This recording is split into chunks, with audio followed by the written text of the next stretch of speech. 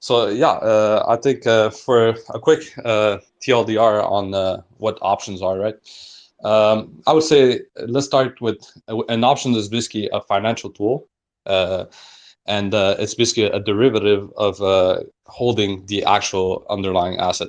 So you're basically doing a contract with another party, which would be basically either you're the buyer or you're either the seller, and by let's say by writing the option, right? Like as a writer of the option, you're taking one side of that contract, and then the side you're taking with us at Dopex is basically you're selling either a call or you're selling a put.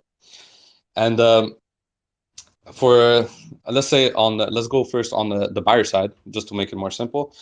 When you're purchasing a call, basically you're basically bullish, and when you're purchasing a put, you're basically bearish. Okay. So So as a really quickly to yeah, like break it down for people. So the options is a contract essentially, and I guess you could think of it as like a smart contract, right? In the yeah, sense I where mean, like there's like a trigger. There's a trigger. I mean, yeah, yeah. But I mean, it's a contract like I'm talking about like the really the options like any type of options like TradFi options or Yeah. yeah. But on the DeFi, yeah, you I can mean, say just it's a like smart the, contract. the the way it works, like the concept is almost like a smart contract where like there's like a input output with like a trigger. And so you were talking about the put contracts and the call contracts. So can you say like why one is bullish and why one is bearish? Yeah, exactly. So on the let's say on the call contract, you're basically basically options. You have the right to purchase an option, but not the underlying, but not the obligation. So that means is that let's say you specify I want to purchase ETH at in 1 week at $2,000.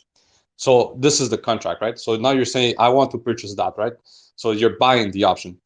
Uh, if ETH at the end of the week is over $2,000, you're profiting the value over $2,000. So if it's $2,100, you pocket in $100. On the other side, if it's basically if the ETH at the end of the week is under $2,000, you don't have the obligation to purchase it. So you basically your options become basically worthless, right?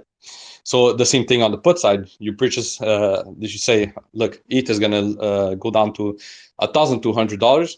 I purchase this option.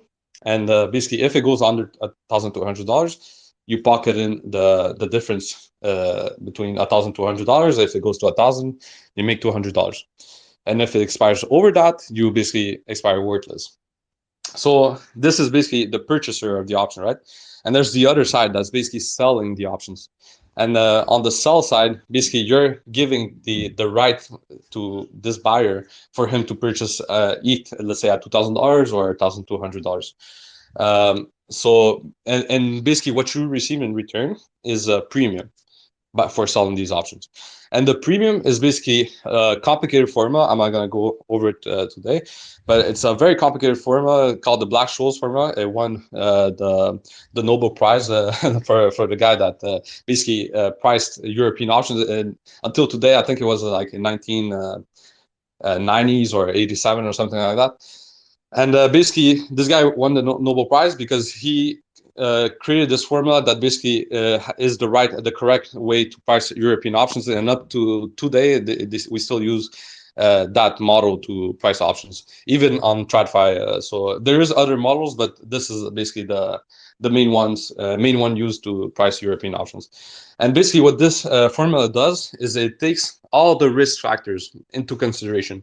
So basically, it takes like okay, the volatility of this asset, how much did it move throughout the year, or how much, what is the price of this option, and how long is the expiry?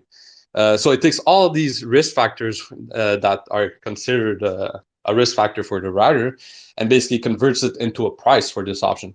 And this is the price basically that the buyer has to pay for him to have to take the other side of the contract. Nice.